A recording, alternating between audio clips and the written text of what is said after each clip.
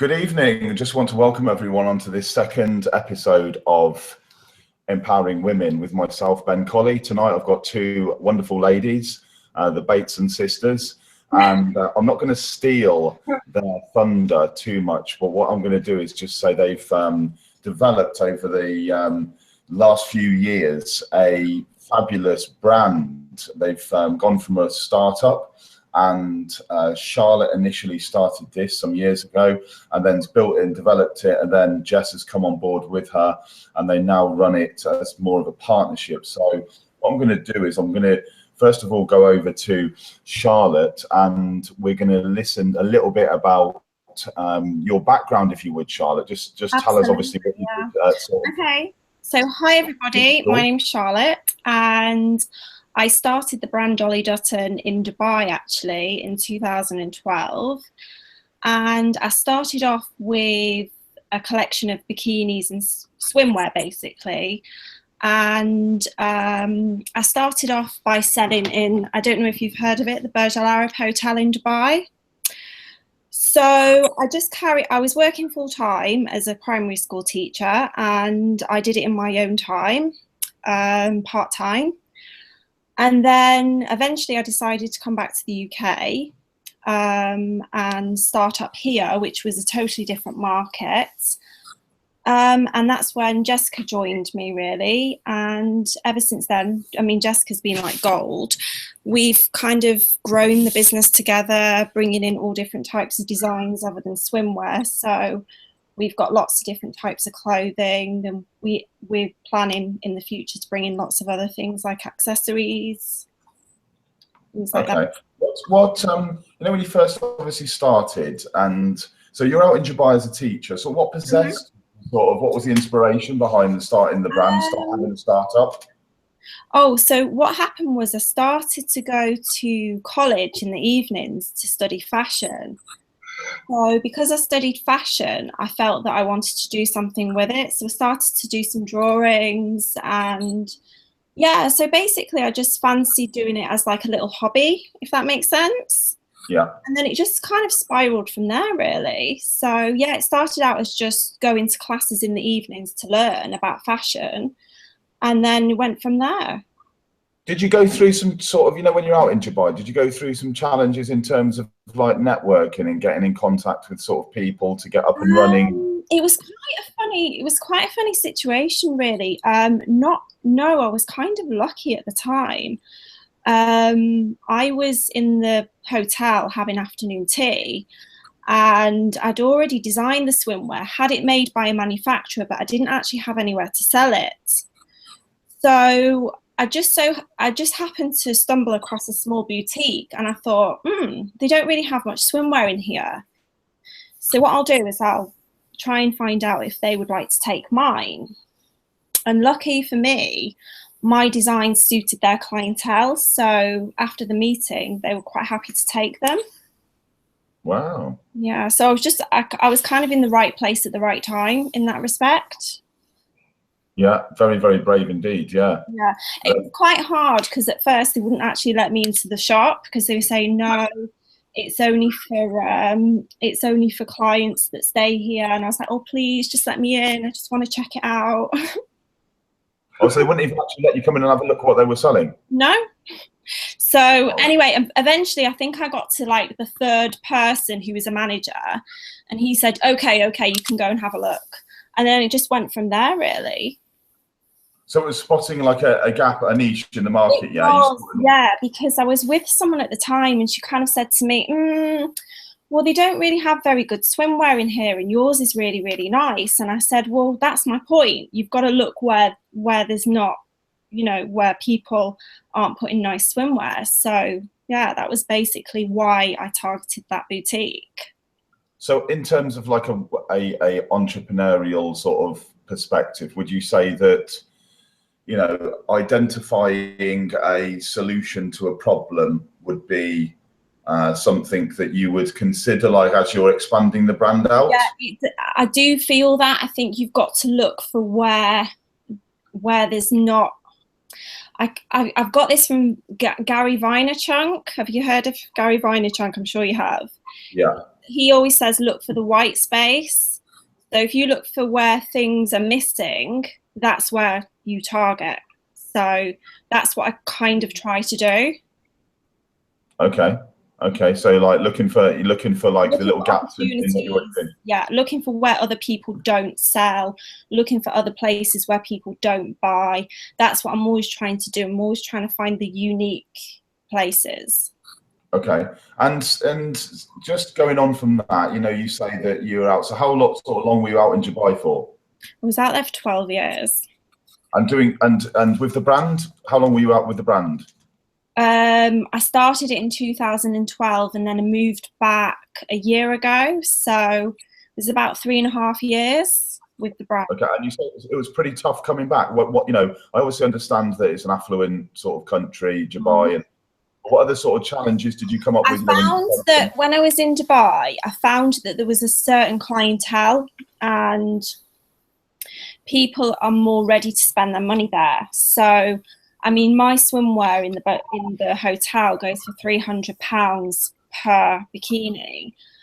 So you're going from basically an audience of people that are prepared to spend the money on just, creating luxurious products. But in the UK, it was totally different. And that's where Jess came in heavily for me, saying, these styles don't work in the UK. We need something a little bit more toned down, let's say.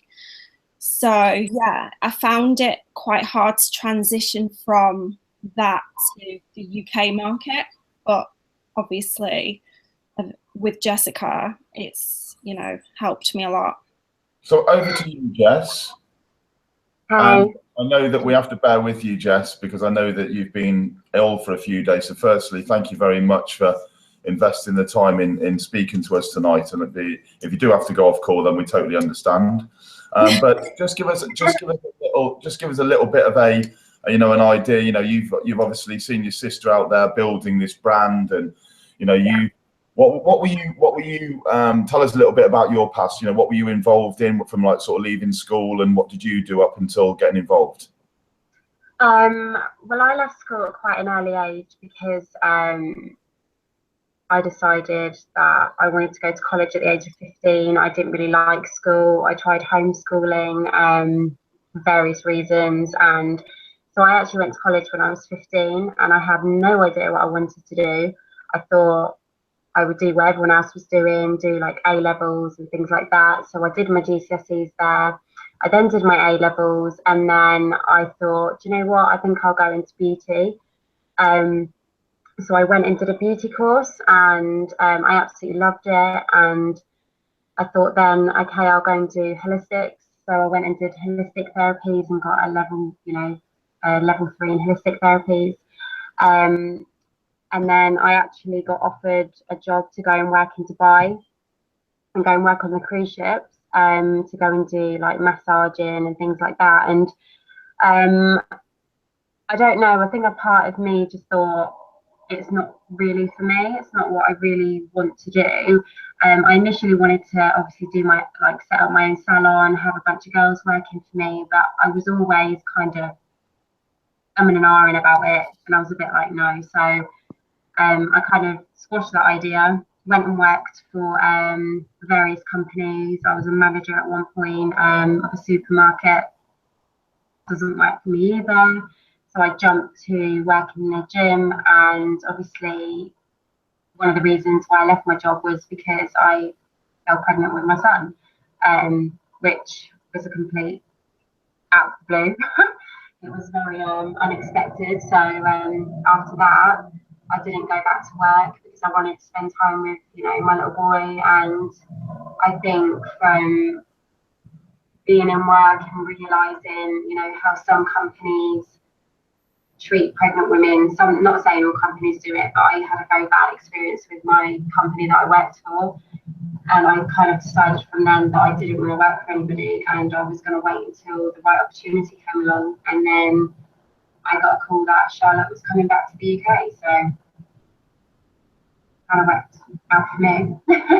Yeah, definitely. Do you think, just going back to what you said then about, you know, obviously having the challenges when you're pregnant, do you think you've probably discussed with people in your network about what you went through there, you know, with the discrimination and that, you know, do you think that that's a common problem where there's, you know, companies that are still, you know, discriminating against women that are falling pregnant, and they're finding a lot of stress when they're going through probably one of the most traumatic times of their life anyway? Yeah, I mean, if I'm honest, I won't say, you know, all companies do it. I've been involved with companies where I've had, you know, really supportive managers, and I've had people that I've worked along pregnant women, and I've seen that you know, the managers have always been, you know, looking after them properly. So I can't say it's all, but I would say is I feel that sometimes pregnant women, they're a little bit more obviously vulnerable when they are pregnant. And I feel personally, from my experience, I kind of think that companies kind of like follow guidelines of what they have to do in the back of their heads. I suppose in a way, some people probably feel that a pregnant woman is a little bit of a burden, you know, because obviously there's a lot of things they have to take into consideration. It's quite interesting you should say that, because my granddad, he owns a company, and it's been running for many years, and he's got a company here and he's got a company in America. And I remember having a conversation with him at one point, and he did say to me, he said, if I had the choice and if it wasn't is discriminating, he says, I wouldn't employ women. He said, because they cost too much money. You know, we obviously, women are more likely to go out and have children. We're more likely to have problems, like, more than males do. You know, not trying to be sexist or anything, but we do obviously go through things that a man doesn't physically go through. So I do think in the workplace, we do have our challenges. I do think that we're being a little bit more accepted in the fact that, you know, it doesn't make us different to a man. We just have different needs. That makes sense. Do you think that, sorry to interrupt you, do you think that then it's quite interesting that a lot of the, you know, a lot of the roles now, more and more roles are going when you can remotely work, you know, so say if you are pregnant, you know, and you have got kids and you're juggling and you're trying to do your job that you would have to do at a desk, so 9 to a lot of that work now is going. I know that I listened to Richard Branson over in Vegas last month, and he was saying that they have trialed this new thing in global offices where Virgin are now saying you can work what hours you want, when you want, with as much time off as you want. And it's found that productivity has actually soared. So rather than you going into a traditional weeks off, you're having to do this if you go sick, and you're having to do that, they're kind of having an open book, and they're actually getting more productivity out of their teams, because people are feeling if they want to have a 6-month sabbatical and travel, they can. If they want to have Mondays off because they're struggling with childcare, they can, and they can actually remotely work. So he said, if my staff want to actually take their job on the computer back home because they're juggling children and work, that's absolutely fine. And he's saying that they're seeing productivity and profits soar because of that new rules that they've brought into. Do you think as we sort of tumble faster and faster into an online world, that's going to maybe alleviate some of that challenge with regard to women and their pregnancies and that kind of thing? Yeah, 100%. I suppose I feel that I've noticed, especially within the last year or two, you know, like network marketing and things like that is pretty much taking over. When, you know, Charlotte and I started to do Dolly, I think it kind of, getting into social media, it kind of like opened up a world to us where we thought, you know what, we're shifting and we're moving in a direction where, you know, we don't have to go and get a 9-to-5 job and sit there and be told by somebody else what to do, and, you know, feel. I mean, I remember when I used to go to work, there was a manager that I, you know, sometimes that you have conflict with, and there was a manager that I didn't particularly get on very well with, and I remember I used to absolutely dread going into work, and I used to think, I loved working in the gym, I loved the people the other people that I was working with, but it was the whole, you know, just feeling like, especially when I was pregnant, I felt like I wasn't allowed to feel like I was pregnant because I was always being, you know, judged, or I was always being like, oh, you just need to get on with it. So I think with the whole social, you know, social media side of it, I think it's actually a really, really positive thing. And I think a lot of companies now are going to start seeing that it's just more ideal to be in network marketing. It is more ideal for people because you get to live a life that you want to live. Yeah, yeah, I totally agree. Having been in network marketing for 4 years, you know, bringing that up, I think that, you know, being able to travel and work on a laptop like this, you know, being in Budapest tonight in a business suite in a hotel and still being able to do this, and, you know, being able to speak to people and do appointments in the morning, I think is an absolutely amazing way of living. You know, I wish I'd found it sooner, to be fair. Dropping back across to you, Charlotte, you know, when Jess then says about, you know, opening up to the sort of social world, you've got the brand. You know, you're coming back to the UK. You know, your sister is telling you here because there's different designs you need to be looking at, kind of thing. You open yourself up to the social world. Now, I want to speak to you a little bit about, you know, influencers. You know, because I think that now you two would fall into the category because of you've got so many women on a group, because you've built this group up over a period of time, that, you know, you're influencing women, and what you've kind of I don't know whether it's happened intentionally or whether it's happened as a progressive thing, but you've kind of gone into a position now where people are like listening to you because of the group, not just on this is the coat or this is the dress, but they can't, you know, and I know because, you know, Kelly's one of the admins on the group, and you're really passionate about inspiration and that. So can you kind of elaborate a little bit on, you know, what's that snowball that's happened? Well, oh, I'm hearing an echo, sorry. It's funny you say that because my background's actually psychology as well. I studied psychology, so I've always been into inspiration, empowerment. I read a lot of books on the subject, so that's always been my area of interest. So I had been reading a book about following your instincts just before I started the group, and then I just had this overwhelming feeling that I had to start a group, and it's strange, it just snowballed. And I found that once me and Jess started and we just got really into it, it was just something that we just love to do. Like we wake up first thing in the morning, we're on the group till goodness knows what time at night. I mean, we just love it. So I think it's because it comes from the heart and we're passionate about it, that it just reflects into the group. So anything that we put out there, that has influence, if that makes sense. Yeah,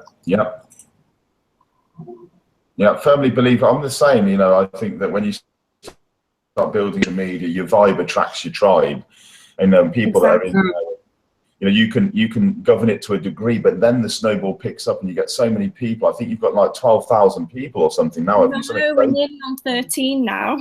On 13,000. I think, you know, that's how this is growing and exploding. And I know that you mentioned to me about, you know, some of the ideas with regard to, you know, taking your brand global, and I'm really intrigued by the combination of the sort of fashion and the items that you will, you know, put your name behind, but then also the fact that you are, you know, empowering and inspiring women at the same time because of the psychology background. So, you know, give us a couple of thoughts.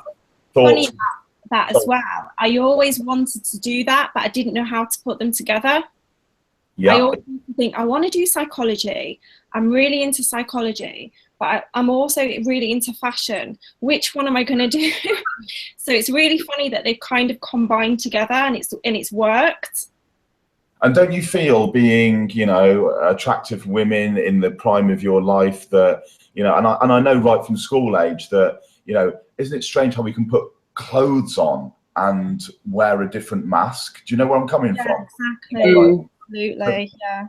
So you ladies can have a direct influence on someone's confidence with what you decide are going to be your, you know, your clothes, and how someone's going, because there's a massive, you know, a huge spectrum, isn't there, of clothes that people can wear. And I think when someone puts something on and they feel good and it fits well and they look nice, that their mindset changes, doesn't it? Absolutely, yeah. And I think that one of the things that we feel strongly about is, you know, wearing the clothes ourselves and picturing ourselves, not using like the pictures that some of the clothes come on, like just the normal models, or that they're on celebrities. We want to say to everybody, you know, everyone can wear these clothes.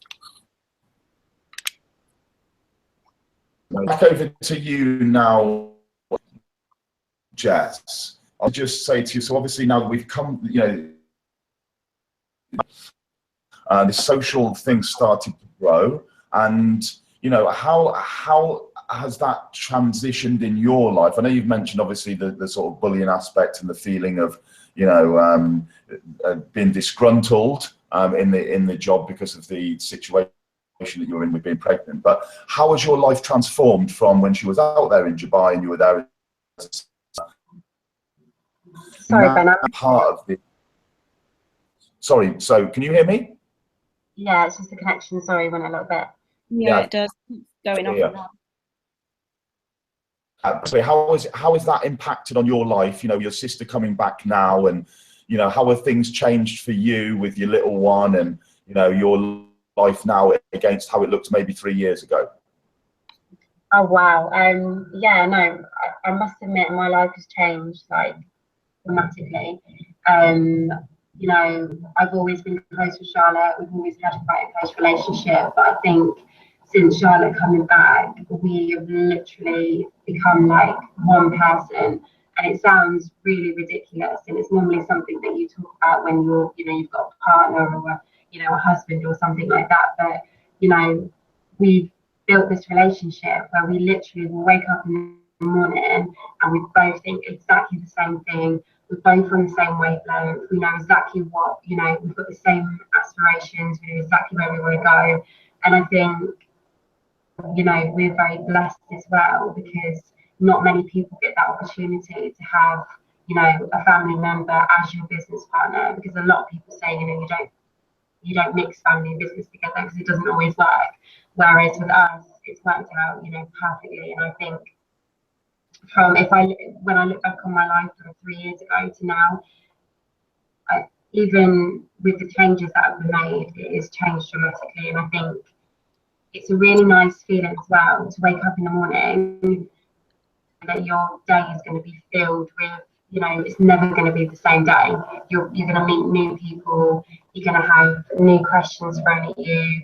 We're going to be doing new things. Like, it's just exciting. It's always something going on, especially in a group of nearly 13,000 girls in.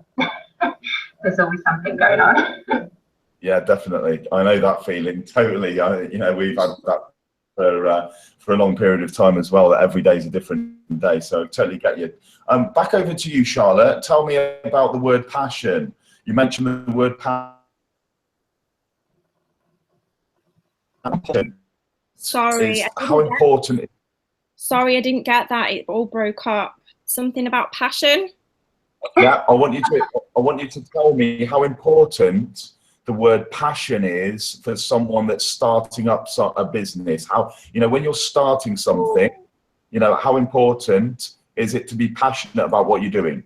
Oh, you've got to be passionate, because if you're not, just forget about it, because you've got to do it breakfast, dinner and tea. So, I mean, when I look back at some of the things that I've done, like going into the old souks, scouring the, you know, the marketplaces where nobody else goes. I mean, I've been to other Emirates, like way back and beyond in Ajman, checking out factories where, you know, nobody goes, and people would be looking at me like, kind of, what are you doing here? I mean, I've been on warehouse floors, counting stock. I mean, yeah, you've got to be prepared to do everything from A to Z, and, you know, nothing is below. Like, you have to be prepared to get really stuck in and really put your all into it. And if you And if you don't have the passion, it's going to be very difficult. You can find with work ethic, do you think that you can find something that you love, or do you think that you need to find what you love and then put the work in? Yeah, I think I think that, can you ask me that question again? Sorry. Okay. Do you think that, you know, if you were to do something for a long period of time, Okay. do you think that you can fall in love with that thing, or do you think that you have to love something and have the passion at the start and go, I get it, and then put the work in? Oh, it's a tricky question, really, because sometimes I felt like when I was only going down the fashion route, I did kind of get a little bit demotivated sometimes, and I think that's because I wasn't following my passion of the whole, you know, inspiration, psychology side of it. So I think really I would say that you've got to find what works for you, what kind of makes you think, oh wow, yeah, I want to jump out of bed in the morning. That really, you know, floats my boat, and then work on that and stick to it. I think that if you go into something thinking, oh, I'll get used to it, I think that's a little bit harder. I'm not saying it wouldn't work for other people, but I do think that would be tricky from my perspective. Yeah, that's what I found as well. I think that the majority of people have got, you know, if you've got a passion, then it's the same as what you said about Gary Vaynerchuk. You know, he often says that, you know, cashing on your passion, one of his books is Crush It. Absolutely. You know, having that passion at the start, you can actually monetize your passion in anything, can't you? When you find that something that you jump out of bed in the morning for. But I think you try and work at something you're not particularly wanting to get out of bed and having to motivate yourself to find that passion can be quite tricky. I agree. Yeah, so, especially if you do it over a long period of time as well, because I think if you're trying to get to like something, there's going to be, I think everybody has something in them that they want to do, that they have a passion for. So if you're not following that passion, then you're doing something else. So yeah, it would become, after years and years of doing the same thing, it becomes a drag. Yeah. And then what? So you touched on finding your purpose. Do you think that you both have found your purpose? Yeah, I think so. Yeah, definitely. Just to finish off, because I did say I'm going to keep it to half an hour for you. Just to finish off, what do you envisage as your goals, both of you, for the future? Starting off with you, Jess, what do you, I know that you said you're both tied at the hip, but like, what do you see as sort of goals? What do you want to be achieving in sort of 5 years? Sorry, it broke up a little bit there. I would say, I think, from a woman's point of view and from a mother's point of view, I just think being able to be at home with my children, say that to be able to say I run a business with my sister who I trust 1,000,000%, I don't have to doubt trust, I don't have to worry about, any of the negative things that you'll get from work, or worrying about your future because you've got somebody that is pretty much the same person as you. And I know it sounds really, really cheesy, but I think that's one of the reasons why we work so well, because we don't have to explain things to each other, because we just think the same thing. And I think my goals, me personally, I would love, and I know that I would love to get to a point eventually where all my close friends and all my family are able to be, in this journey with us, and we're able to look after all our family, and nobody has to worry about, financial, or worry about their futures either. If that happens, I think I'll be pretty happy with that. That's a pretty, intense and compelling goals to get everyone that you're close to looked after. I'm high five, respect for that one. I like Back over to you then, the founder, Charlotte. Just give us an idea of where you're up to 12,000 people who have plugged in. Sorry. 13. Sorry, Kel's updating. We're nearly at 13. Kel's updating me as we go here. She's like my. So we're at 13,000, rapidly growing people interested in what you're doing, and the combination. And I think your personalities, everyone can feel tonight that, you know, they sort of come out of you, and you can feel your energy. So where do you see yourself? Where's the brand going? Right, I want the brand to be very big within 5 years, very, very big, as in worldwide, and I'm determined to get there. And I just want to create opportunities for other people. Like, I want to, yeah, just create opportunities and make sure that, you know, people that work within the brand have an amazing time. Okay, so now I want you to have a massive plug, because I've spoken to you, and this is going to be up on my YouTube, and I'm going to be sharing this video. So where do people find you? You know, how do people connect with you two? So give me your links and that kind of thing. How do we actually come across and you can't miss us. We're all over Facebook. Okay, so just give us an area link or something that you've got. I know it's, you know, what's the color? Have you got the group link there or something? Yeah, it's a Dollies Club. Okay, so underneath, what I'll do in the comment, I'll actually put on my YouTube, I'll actually put the link to the group. Okay, and then the people can find you inside there. Perfect. Yeah, why not? Yeah. Okay. So it's been a pleasure, and thank you very much for investing your time in this tonight. You know, I've blessed to know you both. Wow. You know, it's a pleasure to be able to speak to you and know that you've started something from absolute zero, and with perseverance, as you say, and passion and determination, you now got, you know, a group of 13,000 people that are interested in your products. And I know that now that's just growing exponentially. Probably in the next few weeks, it'll go 14 and 15 and onwards, and you know, you'll be over in the States and doing some amazing stuff. And I look forward to seeing your journey unfold. So, you know, get well soon, Jess. Yeah. We're sending you lots of positive energy. And thank you very much, ladies. And I'll let you go and enjoy the rest of your night. Thank you so much. Thank you, Ben. Really enjoyed it. Bye. Night, night.